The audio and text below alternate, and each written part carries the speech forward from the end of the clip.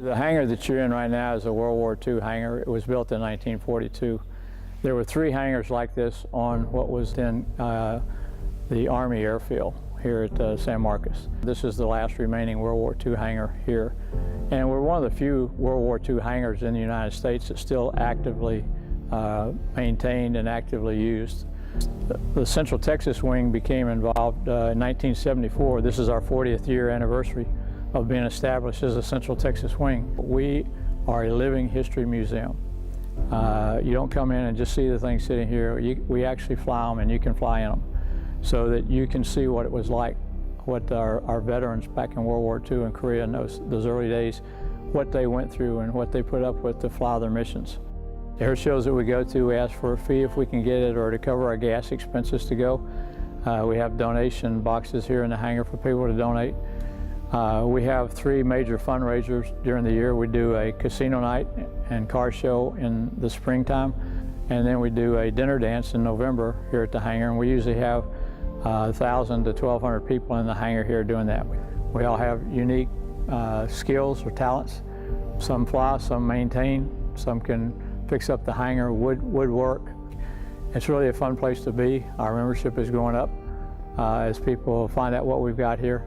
And we get the word out in the Central Texas region as to what tourist attraction we have here in San+Marcos. We all come in, for whatever reason we come in, and join the Commemorative+Air+Force. We get a lot of former military, we get law enforcement, but it's not a requirement.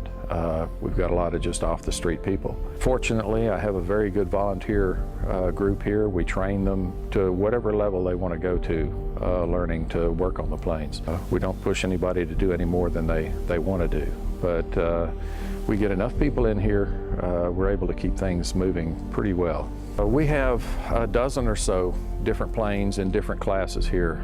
We've got everything from trainers to a bomber and a very rare fighter. Probably our P-39, which is one of only 2 in the world that's still flying.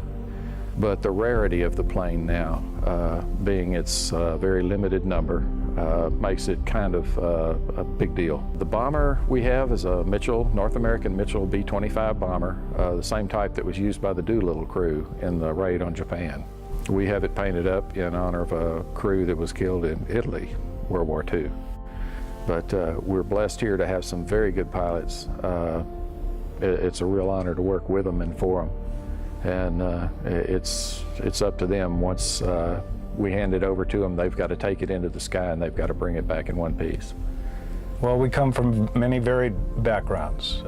There are some of us that are retired military, retired Navy, retired Air Force, and the hours vary from a few hundred to tens of thousands of hours. And we all have something to contribute and learn from one another.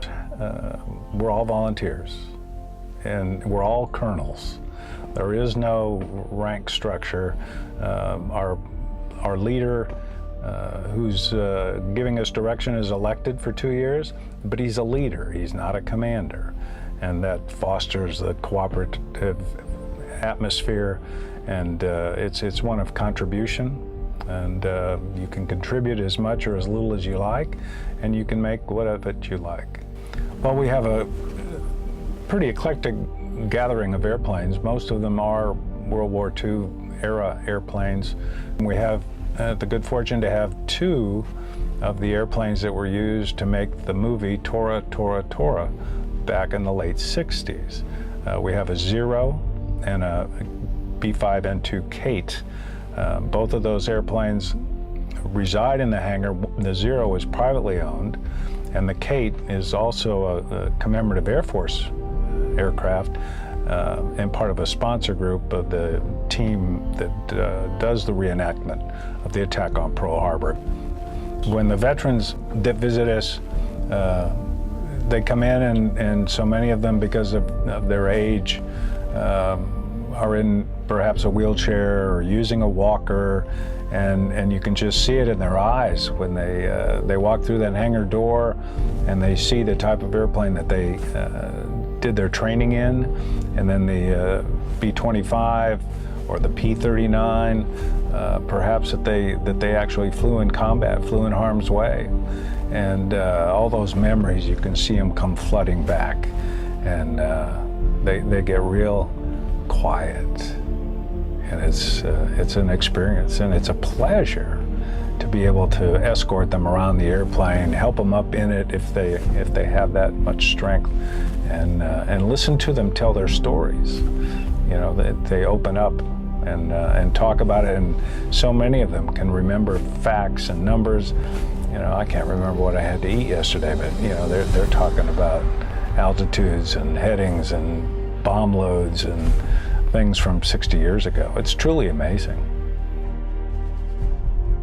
The paid rides are done in the B-25, and we call those Living History Flight Experience rides. And you just go to our website. You can sign up there, get on the waiting list, and then we bundle the people together. We have 7 seats, so it'll be 10 people on the airplane, 2 pilots and a flight mechanic. And the ride takes 20 to 25 minutes.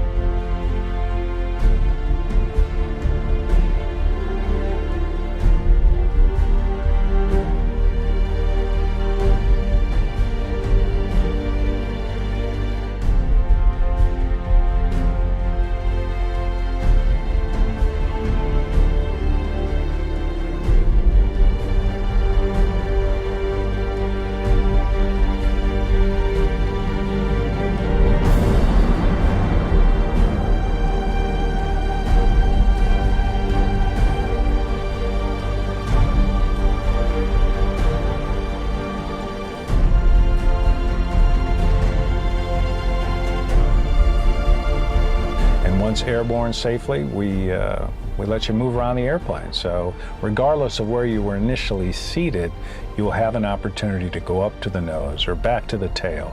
It does take a certain amount of dexterity to transit from the front to the back, but it can be easily done.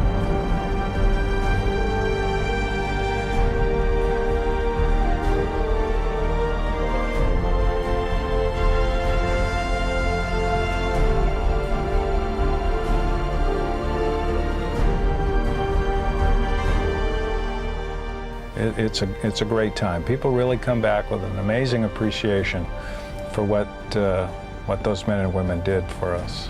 We put a lot of time in on the planes, and we go to great lengths to keep them going, keep them looking good.